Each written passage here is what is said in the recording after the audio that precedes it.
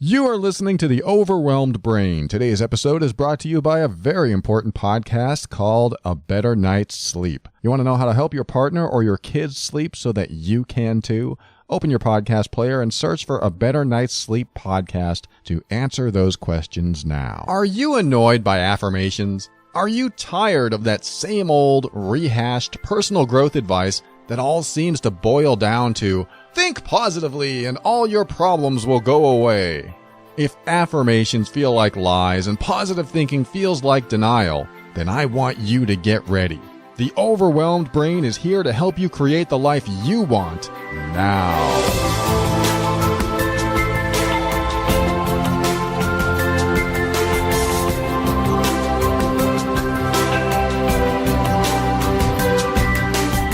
Hello and welcome to The Overwhelmed Brain. I am Paul Coliani, a personal empowerment coach and one who cares about your healing and growth very much. This is the show where I read your questions and help you tackle life's toughest challenges. I want to help you increase your emotional intelligence, strengthen your self-worth and self-esteem, and empower you so that you can make decisions that are right for you.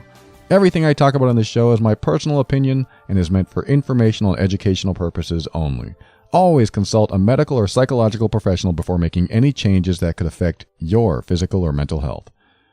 All right, thank you so much for joining me today, and I'm going to get right into the first email.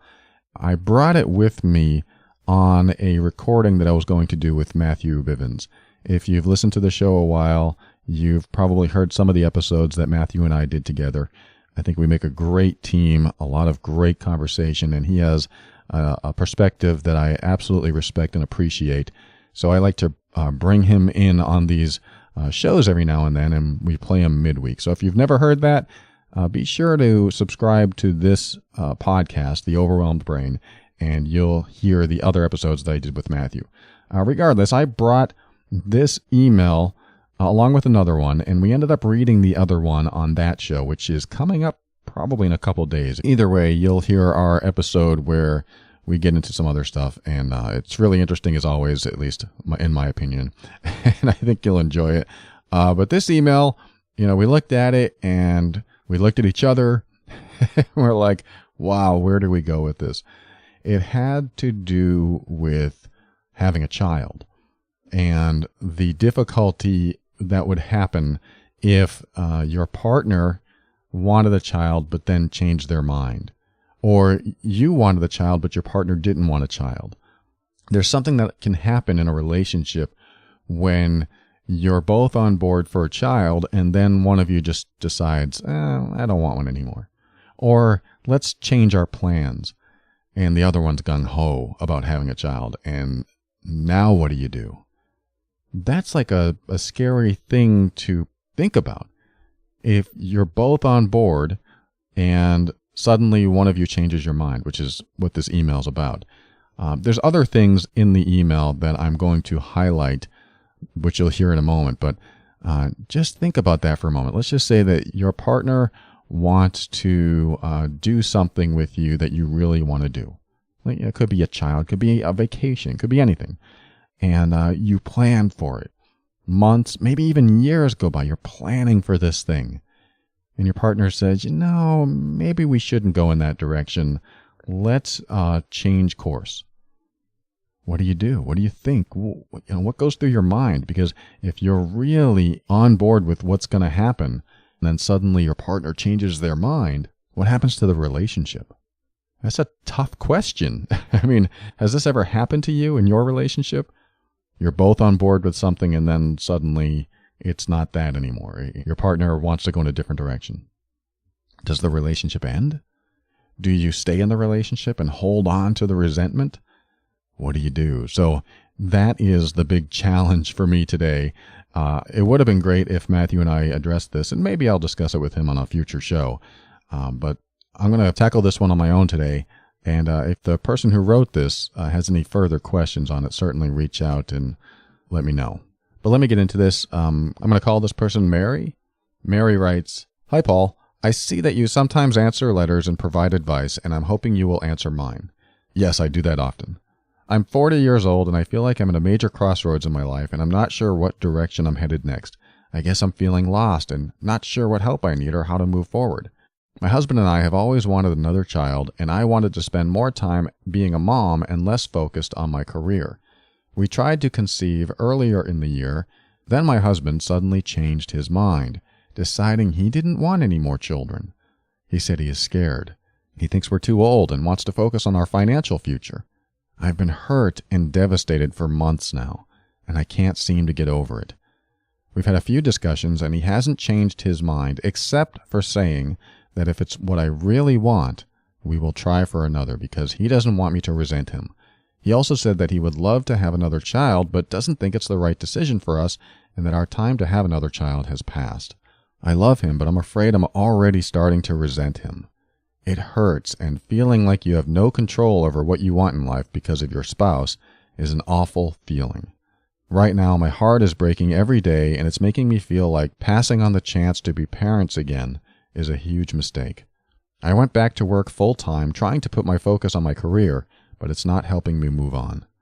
I feel like something is missing, some major life event that I will not get a chance to experience, but I'm afraid I will carry this around with me for the rest of my life. I believe I suffer from depression. I have no motivation for work. I can't concentrate, and I feel like my life is on pause until I figure out what my purpose is. My depression has been an issue for years and doesn't seem to be getting any better. I do see a therapist, and I'm on medication, but it's not enough, and this situation has made it worse. These feelings haunt me constantly and keep me from making much progress in anything. I know God has a plan for me, but I don't know what it is. I just want to follow my heart and be happy. Part of me thinks God wants me to make more time to take care of myself before taking care of another child, and if my husband and I are meant to have another child, it will happen. I just want to figure out what the next steps will be and not feel so sad all the time. Can you provide some guidance on where to go from here? I appreciate any help you can provide. Thank you. Okay, Mary, thank you so much for that. And that's a tough one, like I said. And it would certainly change the relationship a little bit because, like you said, you're already starting to feel resentful. Now, I will give credit to your husband. There's two things that he did that are noble. And, I don't know if noble's the word, but they're, I think, the right thing to do. One, he spoke up. He was honest. He said, I'm afraid of the future. I think we should work on our finances. We're getting to that age where maybe our time has passed. That must have been a hard thing for him to do. So I give credit to him for bringing that up because a lot of people will just swallow what they're really thinking and never bring things up and just hope things work out for the best. I really appreciate that he was honest enough to do this, knowing he'd probably disappoint you, knowing that you'd feel pain because of this. The other thing I'd like to give him kudos for is that he was willing to go, you know what, if you want a baby, we'll have one. He realizes that he made that commitment with you, and now he's ready to jump on board and do it again if that's what you really want. Now, great, those are two great things. The downside to that second thing is that there's an overly implied, I'll do it, but I won't like it. So the way he may have stated that to you, you know what, if you want a baby, great, I'll do it, but the unspoken, but I won't like it. And, I'll love the baby. He says, I'll love having another child. It'll be great, but I will have this underlayer of resentment or whatever might be going on in him. At least that's the interpretation that I get when I read your letter. So that puts you in a tough position of, you know what, you said you wanted it. I mean, this is you talking to your husband. You said you wanted another baby, or you said that you would do it and support me in that and support us in having one, but you imply that you won't be happy about it. So what I really like from your husband is to step into a solid yes or no. Now, what I mean by that is either no, I don't want one. If you want to have one, this relationship will be difficult for both of us because, this will be honest, right? This relationship will be difficult for both of us because we're going to have financial problems and I don't want a child. I know I said I wanted one before, but here we are. We're getting up in years. I got to think about our finances, about our future. And quite frankly, I don't want one. That may not be a wonderful position that you want to hear, but at least that would be a solid no. Or a solid yes. Because here's the thing. A solid yes would be, all right, let's do it. I'm on board. I completely support this. I will love this child, which he's already said, but without the implied, but I won't be happy about it. So if he gets on board and says, yes, I'll do it. I'm all for it. Let's arrange. Let's do this. I'm going to set up our lives, set up my life, set up our lives to handle this new addition to our family. I am looking forward to it. I prefer solid yes or solid no. If he goes in this other direction, which I mentioned, of yes, of course, I love you, I'll love the child, and I'll do everything I can to make it happen, yet I won't be happy, even if that's unspoken, then that puts a layer or a burden of guilt or whatever you might feel about that on you. That's like saying, you know what, I'll do anything you ask, but I won't like it. If he says, I'll do anything you ask, but I won't like it, that puts you in a place of responsibility for his emotions. And that's not really fair to you. So I don't like the idea that he puts you in this middle space where now you have to take responsibility for how he feels. It's a tricky one because I think he means well, but for him to lay it on you and say, yes, you can do it, absolutely, but I won't like it, means that it could supply a future argument somewhere down the road. I mean, that's what I see. If I pull out my crystal ball, that's one of my clients said the other day, pull out your crystal ball, and I pull out my crystal ball and I look and I go, you know what, 2 years from now, when things are hard and money's tight and, other things are happening, I wonder if your husband would bring up, you know what, I never wanted the kid in the first place. That's what I worry about. So maybe you see this down the road too, which is why it's important, especially in this matter, you get a solid yes or a solid no, because in between, you can't work with that. It's not tangible. It's not solid, like I said. So that's too tough. I think I would need to have him on board completely or off board completely. So at least you can work with it. Because let's just say that he gives you a solid no. Now you know exactly where he stands and the ball is in your court. That doesn't make it easier, I know, but the ball is in your court. And now he can say, you know what, I've made up my mind. You know my answer. That's what you have to work with. That would be truth. That would be a hard truth that you have to deal with, but at least it's something instead of this in-between place that you might feel. So if you can get him either fully on board or off board, if that's a word, then you can get to a more solid platform from which to make a decision. So that's part one of my answer. Part two is you said something very key that kind of concerns me a little bit. Well, there's two things. Obviously, 40 is what, the new 35? I don't know. 40 is getting up there. There are more complications as you get older, but I'm not going to give you any grief about that. It's your decision. It's totally up to you. If you want to, take any extra risks that may be there because of your age, that's totally up to you. So I won't give you any grief about that. But the other thing I want to talk about, which is very concerning to me, is that you've had depression for a while.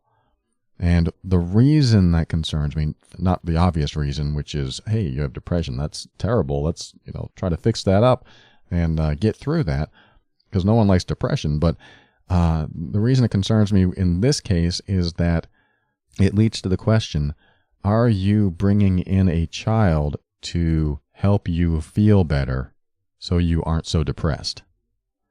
That concerns me. I realize children, they can be wonderful bundles of joy, and they can bring you happiness, and they can alter your emotional state. But if you have a reliance on that child to bring you some sort of positive feeling that you can't do yourself, this puts the child in a tough position.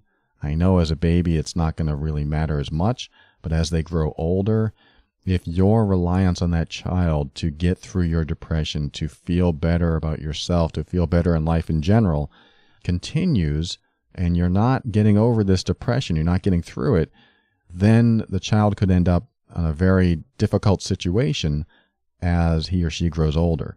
Because a parent who has an overly dependent need on the child doesn't necessarily have an opportunity for I'm really pushing the envelope here when I say this, doesn't really have the opportunity to have the healthiest kind of love he or she could have. I'm not saying it wouldn't be healthy love. I'm not saying it wouldn't be the best love you could possibly give a child. But when there's any type of dependency on the child, then the child becomes the source of happiness, joy, of everything for the person who really needs it to make up for something that's not in them. I mean, it's the same with relationships.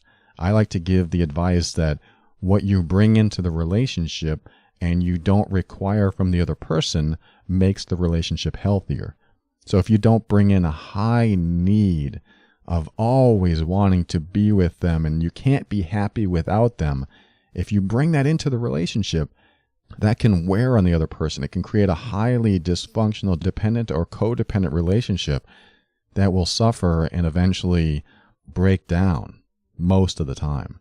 So whatever needs you bring into the relationship, yes, there are wants and there are needs in every relationship, but if there's a high need for something, like you didn't get enough love or attention or something else in childhood, so you seek that from an adult relationship, you're more likely to have some sort of breakdown in that relationship because the dependency can't last, because it's too much drawing off the other person instead of a balanced give and receive that a, quote, normal, healthy relationship should have.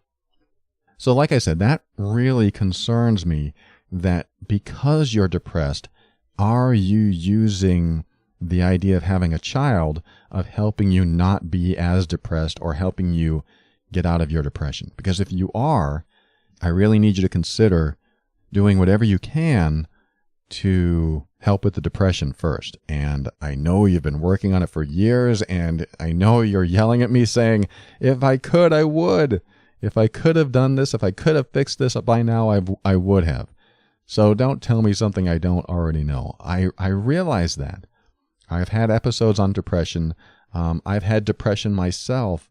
And what I found a lot of the time is depression stems from the suppression of an initial thought, something that you want to express but you don't, a repression of the subsequent emotion because of that thought, so you stuff it down, you swallow it, and because you carry that around, your body doesn't have, this is going to sound so out there, your body doesn't have the free flow of emotional energy that it could. Again, that sounds out there, it's not very scientific, but you can feel it. When you swallow an emotion, you can feel that it stays there. How many times have you swallowed anger and you walked around with it for days, weeks, years? I did that for a long time. I held hatred in me for 35 years, and I didn't even know it was in there because I swallowed it a long time ago. That's the problem. This is why depression is so rampant, is that we swallow these things so long ago, we don't even realize they're in there anymore. We just get depressed. Our mind, our body, everything just gets down, depressed. So we walk around life in this depressed state, and we feel like this is normal. This is our new normal. We'll try to get help, and it doesn't work. And often, I'm not going to speak for everyone. I'm not going to say that depression can't be physical or chemical or anything like that. But I highly recommend that if you are depressed, that you reach into your past and figure out when you started swallowing the emotions. Even the first time you swallowed anger, hate, sadness, shame, guilt, embarrassment, humiliation. Think of anything negative that you don't want to feel, and think of the things that you wanted to do or say, but never did and never said. And if those are still in there, and you can learn if they're still in there, because if you think of that moment and you have any of these feelings and it's not a neutral feeling, then it's probably still in there somewhere. And you may still have emotional triggers by it if you're sensitive to similar situations where you swallowed your emotions. For example, I used to be very sensitive around people who drank and got drowsy and started slurring in their speech because I grew up with a very aggressive, violent alcoholic who did the same thing. When he started showing those symptoms, it got scary.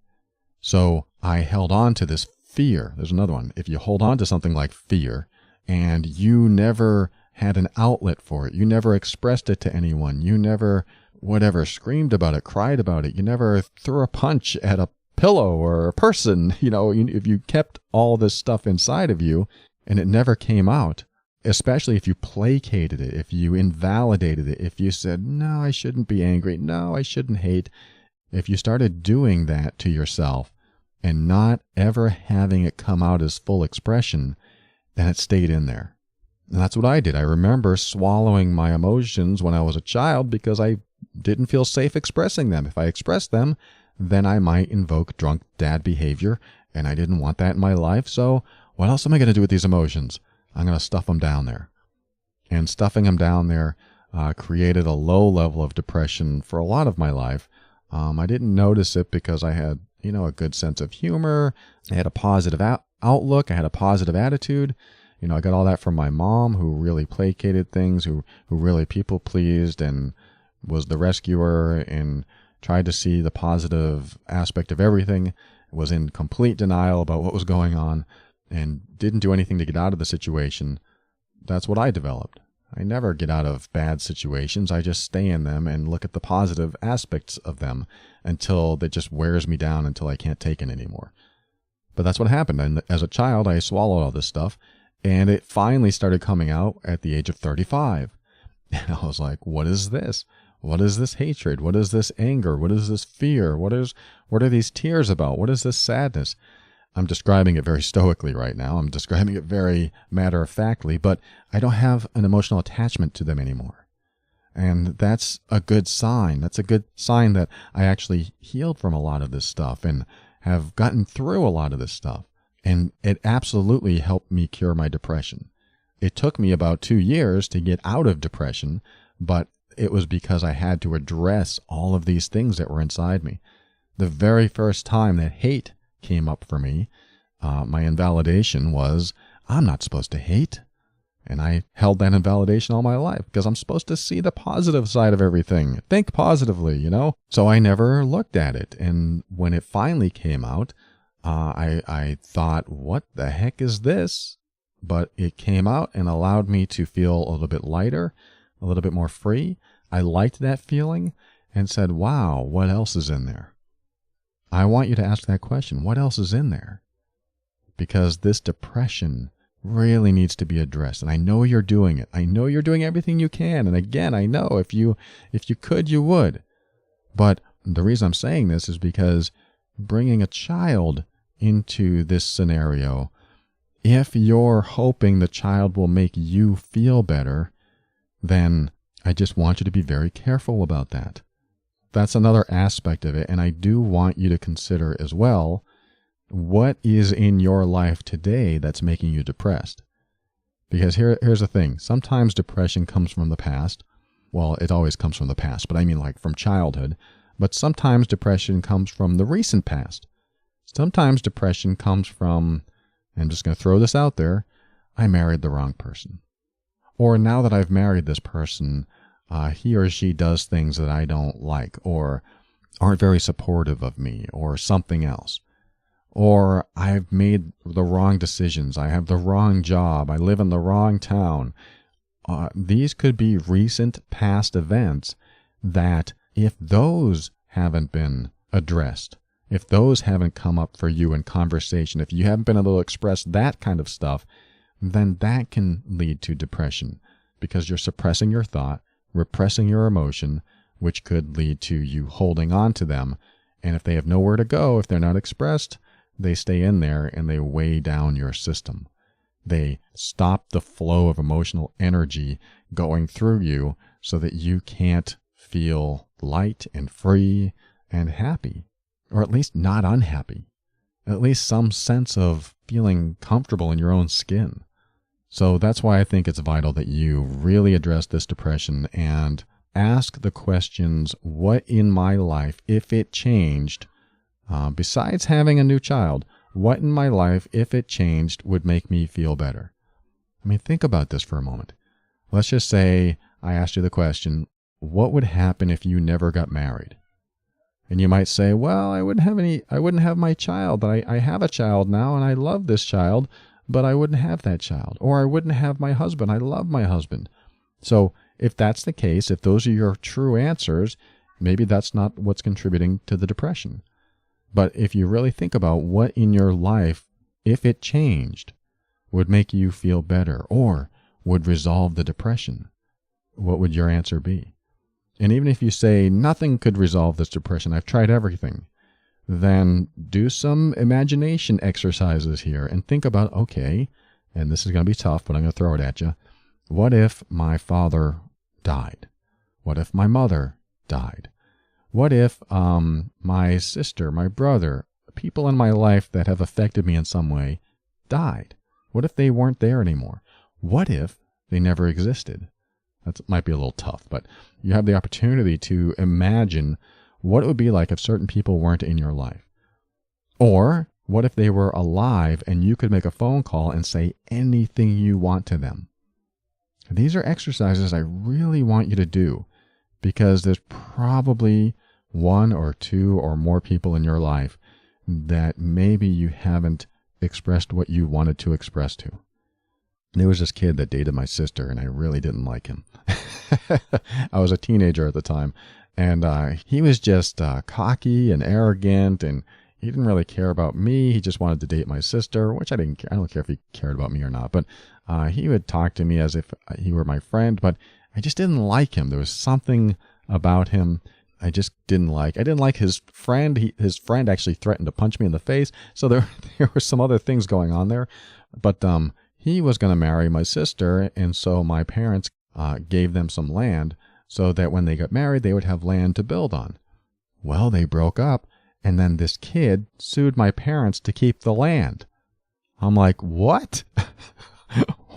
Why would you do that? It's not your land. And it was predicated on the fact that you would be marrying my sister. So it was a mess. He ended up with the land. And I had some feelings about that.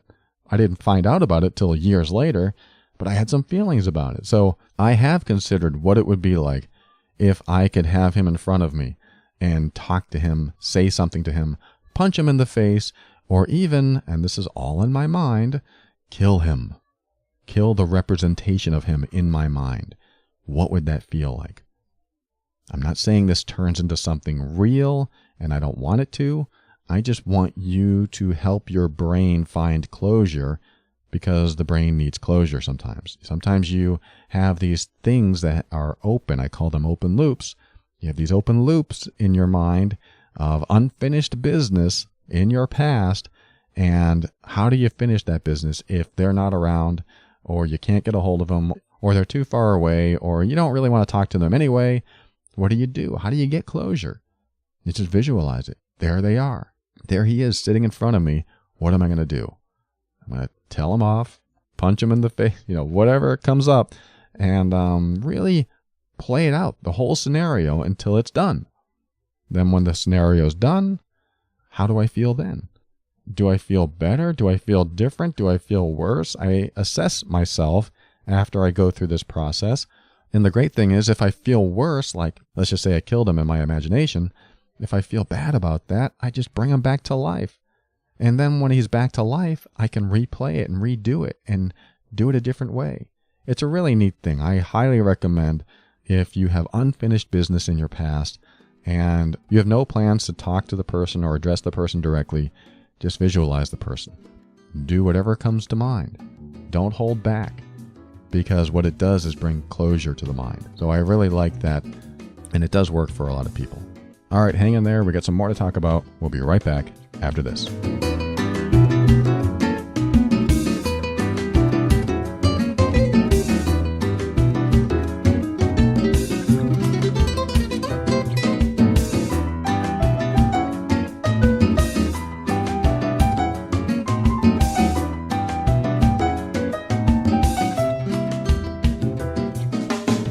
I just listened to the latest episode of a Better Night's Sleep podcast with Dr. Kim, a research psychologist at the Defense Health Agency, and she was interviewing Dr. Olin, the director of the sleep lab at Fort Carson, where they were talking about someone with insomnia.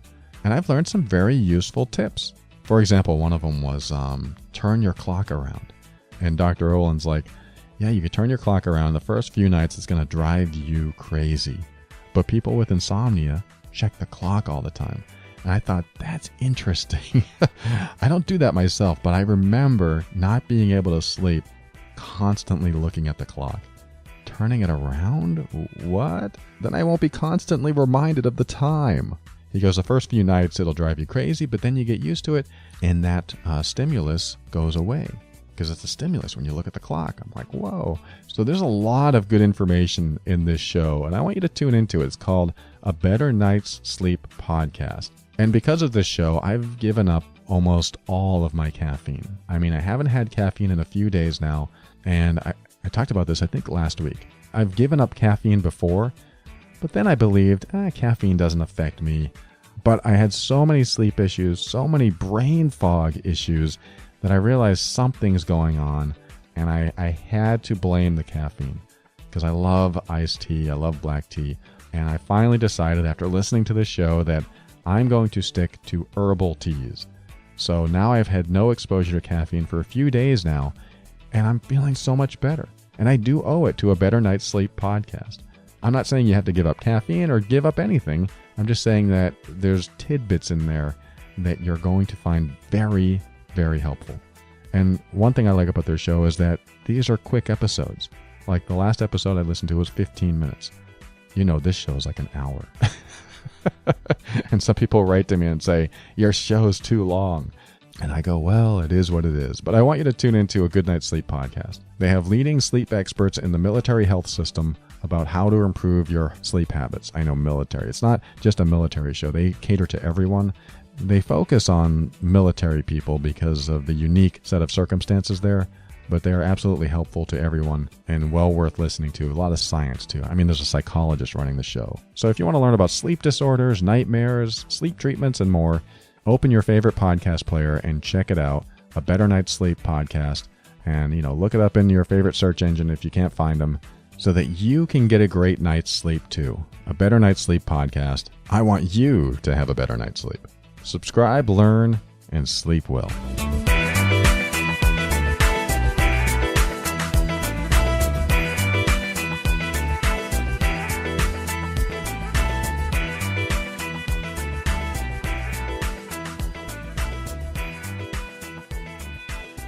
Back to this dilemma that you're in, Mary. So the question that you have is, what do I do? I don't know what to do. Where do I go from here? So if you can't get a solid yes or no from your husband and you are starting to build resentment toward him, I would absolutely say, you know what? I'm starting to build resentment toward you. We had an arrangement. We had a commitment. And you changing this is really upsetting me. If he's the kind of guy I think he is, he's probably going to say, I'm so sorry. You're right. Let's go. Let's do it. I'm on board. He may do that, or he may not. He may stick to his guns and say, I get it, but I felt that way once, and I'm so sorry, but we just don't have the money, and I know we don't, or I just think it's not going to work out. Then at least you'll have a more solid no that you can work with. It doesn't make it an easier decision, but at least it's more tangible. But my point is to just be honest. I am feeling resentful. We had an agreement, and now you're backing out of this agreement. I feel that is, how about disrespectful? I feel like you're disrespecting me. I feel like, what do you feel, Mary? What do you feel that's coming up because of all this? Because if you're not expressing this stuff, guess what you're doing? You're adding to that depression. You need to bring this stuff up and out. Even if you know there's not going to be a good resolution. Even if you are afraid that it will drive a wedge in your relationship, because it could. But anything could. Leaving the toothpaste cap off could. Leaving the toilet seat up could. Anything could drive a wedge in your relationship. So you might as well be as honest as you can possibly be so that you can get it all out on the table. I'm a full proponent of What's going on in me? If I can't resolve it, I need to talk to my partner about it. I'm not saying you have to do this with everything in your life. I'm just saying that I am a proponent. This is what I practice, and this is what I encourage my girlfriend to practice. If there's something going on in you that you can't resolve, let's talk about it. So this is something going on in you that you can't resolve. You're starting to feel resentment. And I think it's important that you bring that up if you haven't already. I'm starting to feel resentment. I'm starting to, think, what are the words that come up? I'm starting to hate you. If that's in you, talk about it. Because if he doesn't have a chance to answer to what you're going through and the negative buildup that is happening inside of you, it's going to multiply and become worse and worse and worse in you until it comes out in an explosion or a breakdown, a meltdown of some sort, and he'll be like, whoa, where did this come from? Maybe. But that's the idea of continuing to be expressive and say the things that are scary to say. So I really want you to consider that if you haven't yet. Because, quite frankly, there's no easy answer to this. I could look at this and say, well, your values have stayed the same and his have changed. Because right now he's prioritizing money, health, other things over having a child with you. He's prioritizing his values over yours. And I had an episode a few weeks ago on when you honor your own values over your partner's. I had an episode on that, and I'm not saying that episode applies to what you're going through here, but that could be happening too. And at the same time, when did you start planning for this? I like to see both sides of this. Did you start planning for this 2 or 3 years ago and things have changed? The economy is tough now. Your bills are more. I don't know. Because if things have changed and you've had serious discussions about finances and that is one of his worries, are you also looking at all of his facts, all of his data points? Because it's important that you also try to understand his point of view and at least try to see where he's coming from. And I think you have. I think you may be that type of person that you are trying to see where he's coming from.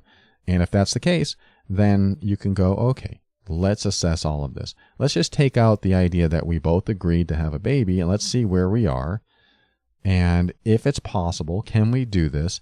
Even coming up with a plan together that if you had a baby, how would it work? And be really, I don't want to say rational about it, but certainly analytical about it. Be really analytical about it. Let's take out the emotion of having a baby and just put in the data points. Just put in the facts. And you can write down your budget. You can write down your life goals. You can write down all of the possibilities of, okay, when our baby grows up and they're 20 and we're 60 plus, is that going to be okay with us?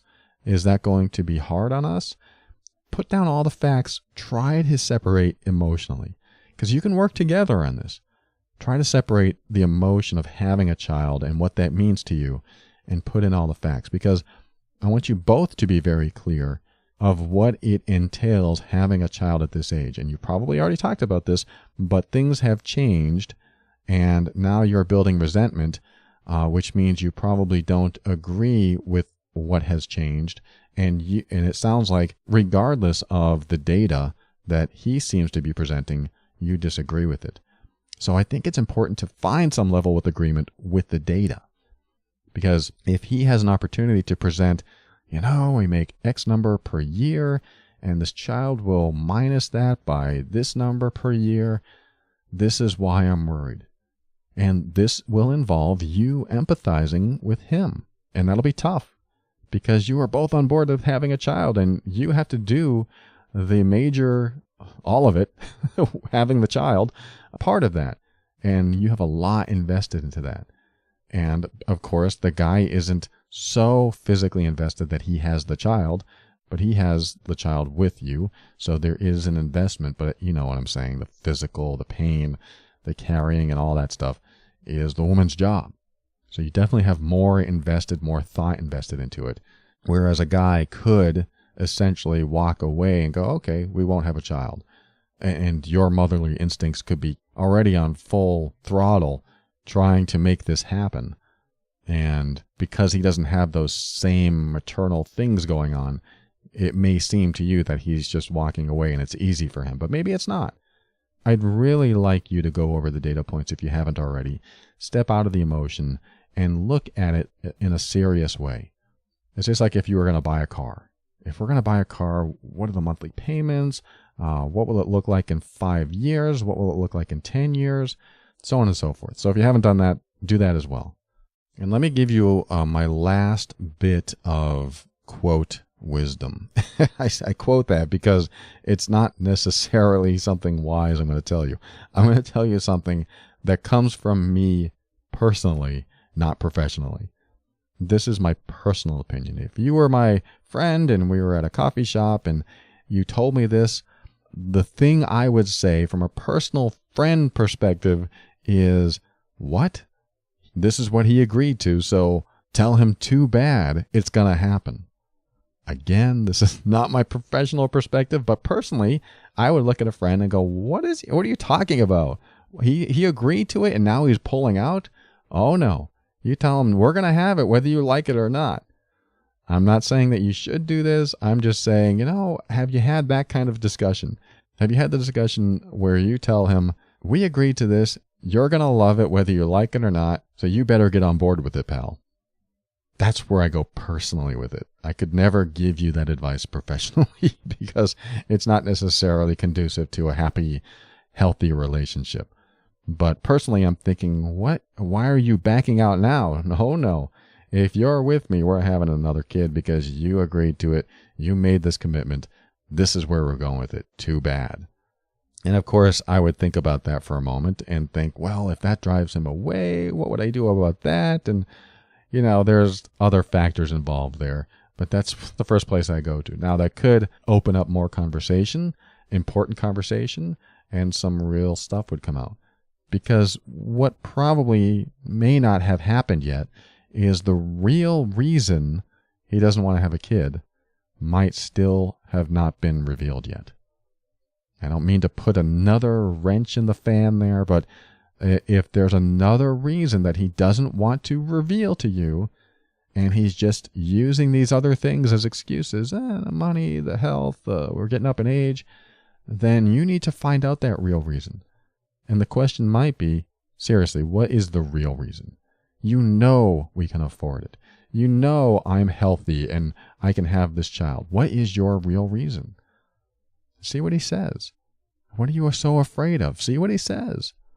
Like I said, I don't know if you've talked about this or not, but that's a good question. What is the real reason? Just tell me. I can handle it. I'm an adult. Just tell me. And maybe you'll get an answer you haven't heard before.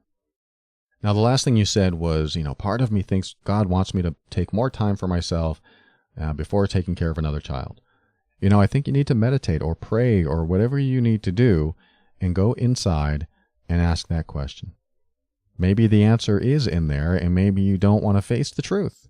Maybe there is a truth that you don't like and you're trying to deny it or get away from it. Maybe there is another answer in there.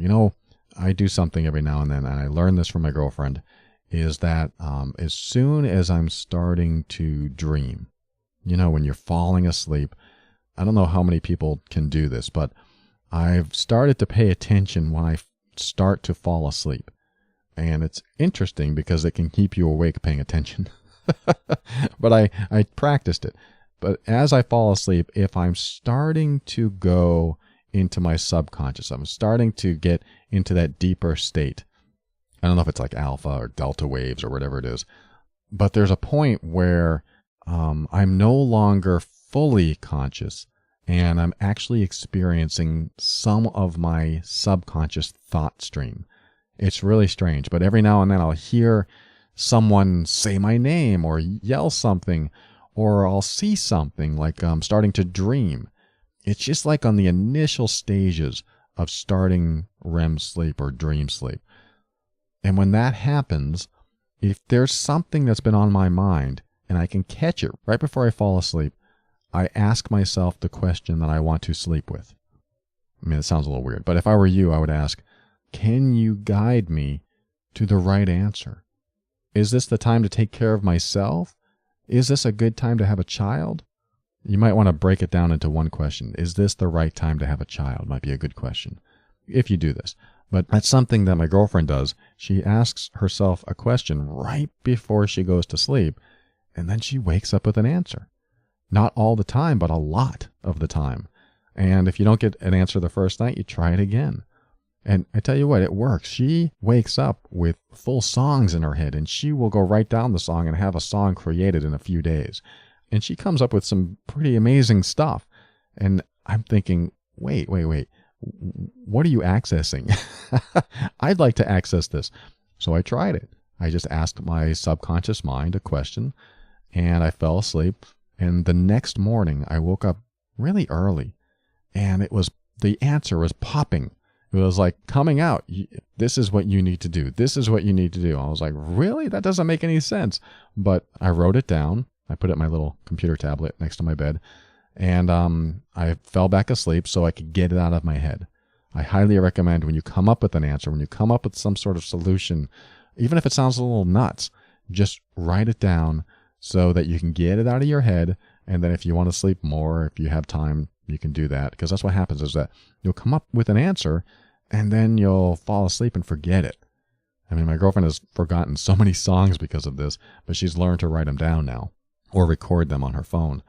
And that's what I've been practicing. I don't have too many questions that I'm pondering, but when I do, I'll just ask my subconscious mind. And this has worked several times. And I'm here to say that we have a lot of inner wisdom. You have a lot of inner wisdom, Mary, and I want you to use it.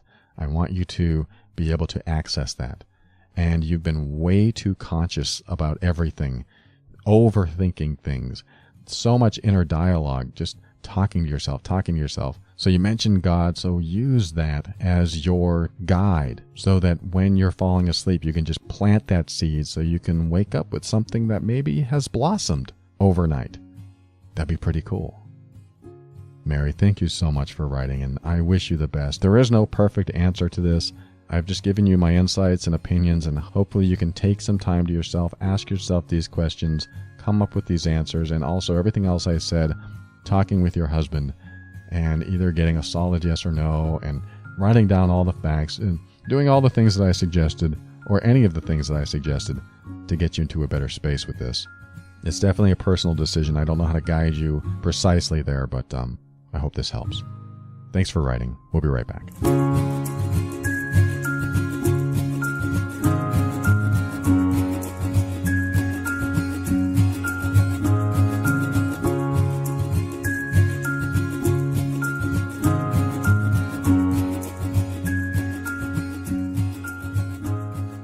Thank you for listening to another episode of The Overwhelmed Brain. I want to thank A Better Night's Sleep podcast. You know what to do. Open your favorite search engine or podcast player and type in A Better Night's Sleep podcast.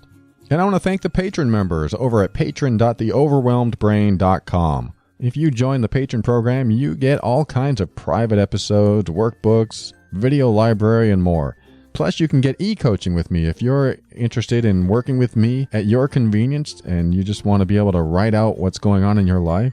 I'm happy to write back and guide you through those challenges. I get a lot of good feedback on that program. So check it out, patron.theoverwhelmedbrain.com. And thank you, existing patron members. You are a huge supporter of this show, and I appreciate you. And thank you to those using the Amazon button at theoverwhelmedbrain.com. That is another way that you help fund this show to keep it going, to keep it on the air, to pay for all the expenses, and it's easy to do. Go to theoverwhelmedbrain.com, click on the Amazon button, and just shop on Amazon. You can get anything you want. So check it out, and thank you to those who are doing that now. And I want to tell you about the Mean Workbook. If you're in an emotionally abusive relationship, or you don't know that you are, this workbook is designed to help you understand what emotional abuse is and what are all the signs and symptoms. But not only that, it's got a 200-point checklist that you can go through and say, my relationship has this, my partner is doing that, I feel this. And at the end of that checklist, there's an evaluation that you can see exactly how deep the emotional abuse, the manipulation, whatever's going on in your life is, so that you can do something about it.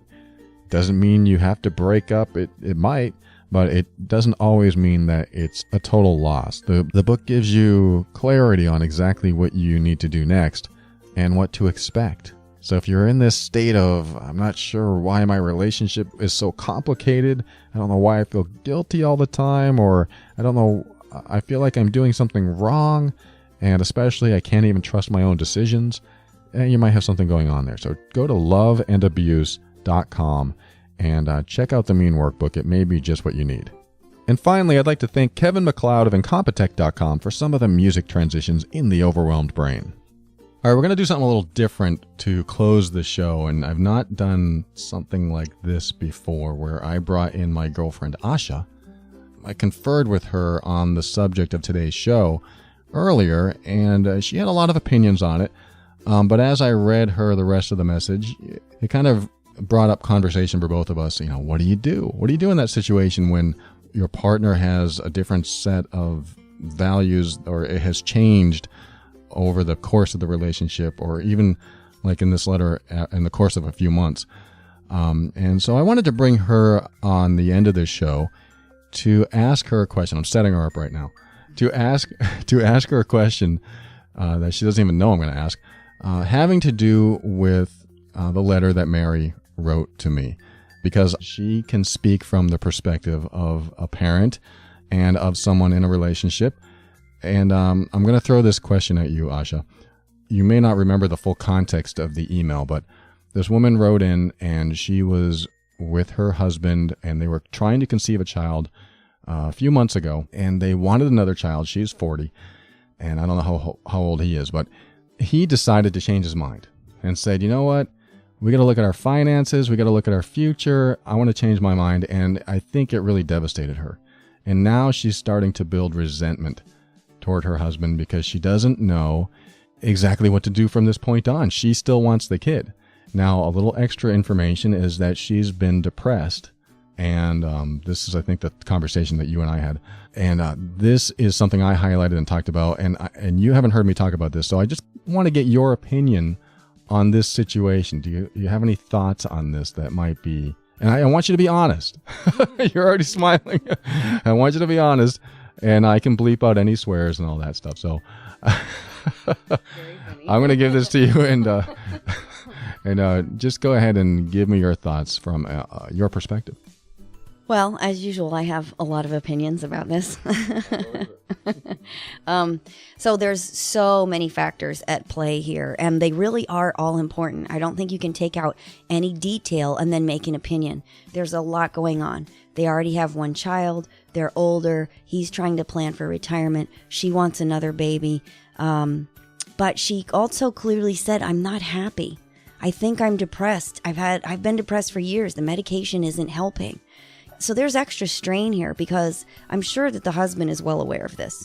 So he probably feels a sense of responsibility to her and any children they already have or might have if she's struggling with depression, because depression can be severe and debilitating. And even at a mild grade, it affects everything in your life. I mean, it affects your work. It affects your ability to be happy just at home in the family. It affects your ability to take care of another little being, let alone the ones that you already have. I've struggled with depression over the course of my life, especially when I was younger, before I remembered, the abuse, whatnot. And it really takes a toll on you mentally. So the way I look at things when I'm trying to make decisions, and I've had to do this in the past, especially in complicated, difficult decisions, is, will I regret it for the rest of my life if I don't at least open myself to try to have another child? That doesn't mean that I'm going to get pregnant, because maybe I won't. But if that's really what I want, will I regret it for the rest of my life if I don't try? If I will, then I know that that's the direction I'm going to need to go. Now, the husband has said that he's willing to support her if that's what she really wants, and that it's not an adversity to another child, but that he feels like the timing isn't right. And it sounds to me like he's well aware of all these other things going on. When you're older, you want to retire someday. You want to nurture the family that you already have. Women's biological clocks, their eggs get old, and you have more potential risks when you're doing that. Plus, add the depression in.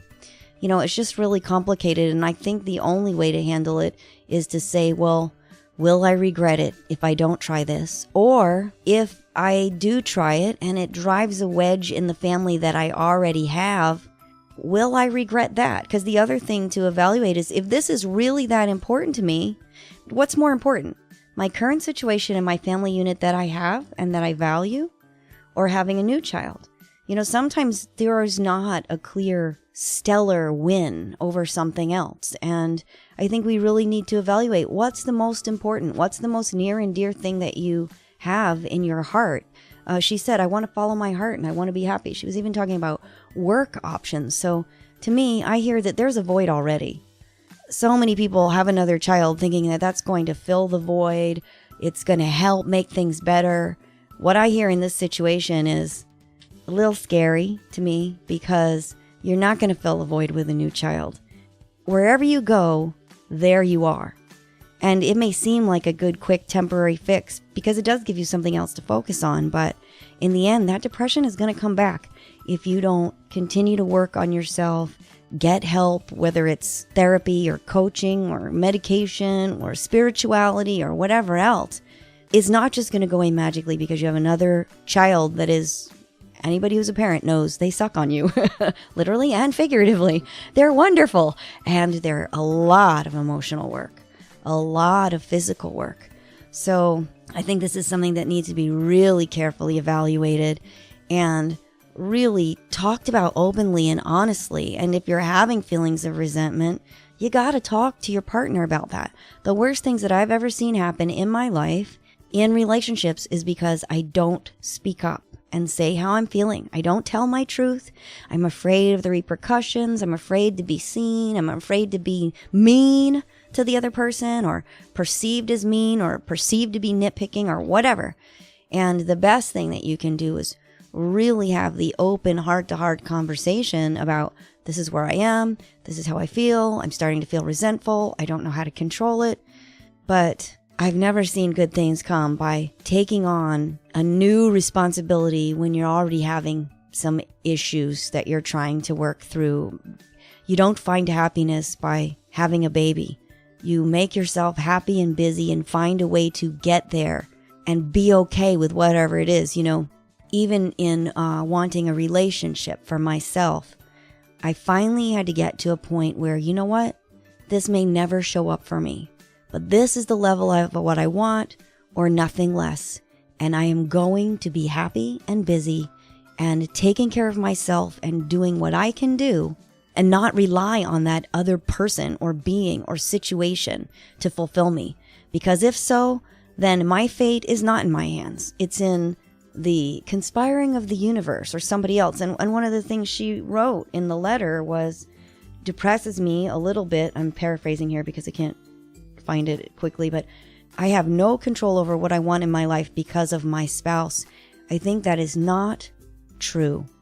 She definitely has control over what she wants in her life. The question is, how far is she willing to go? And what is the real value? What is the most important thing to her? What can she not live without? What, if she does it, will she regret? Or if she doesn't do it, will she regret for the rest of her life? She has total control. And it's only that we become depressed and helpless and miserable and resentful. In my experience, resentment only comes when you're not speaking up for yourself. You're not saying what you need to say. That's when people get resentful. Then once you get that out, boy, the resentment can melt away very quickly. And you do have total control. You can say, I want another baby and I'm going to do it. You can say, you know what, my current family is too important to me, or I value my health more, and I'll leave myself open to the possibility. And if you believe in God, I think she mentioned God, trust that you will be taken care of and that you'll know the right thing in the right time, while you prioritize taking care of yourself first. Because if you don't start there, it's not going to get better. It's just not. That's my opinion. You echoed a lot of sentiments that I had as well, so it's amazing to hear your perspective. I know we talked about it a little bit, but we didn't get into all these little details that you just brought up. And you didn't even hear me talk about this stuff earlier, but you have echoed some of the things I said as well. and bringing up the idea of taking care of yourself, especially, and believing. I mean, like Asha says, you either have faith or you don't. So you just put all your faith into your faith and know that maybe this is the path. And the path that we want sometimes isn't the one that pans out for us. So I think that's a really good lesson to learn in life, is that sometimes when the path that we want doesn't get laid out before us, can we accept the path that we have? Like Asha said, and I said earlier, fully accept it. Come into that solid yes, that solid no, and just make it the new path of your life. Some things you can do that in life, and I understand some things you can't. Some things you do not want to be real, but when you really feel like you have no choice, there might need to be that acceptance. And when you come to a full acceptance and just realize this is the way it is, it can be easier to sort through and get through. Again, tough subject. I am so grateful for you, Asha. Thank you for joining me. And thank you out there in the listening audience for joining me as well. And you know how it goes. You got to keep your mind open so that you can step into your power and be firm in your decisions and actions so that you can create the life you want. Always take steps to grow and evolve. You are powerful beyond measure. And above all, and this is something I absolutely know to be true about you, you are amazing.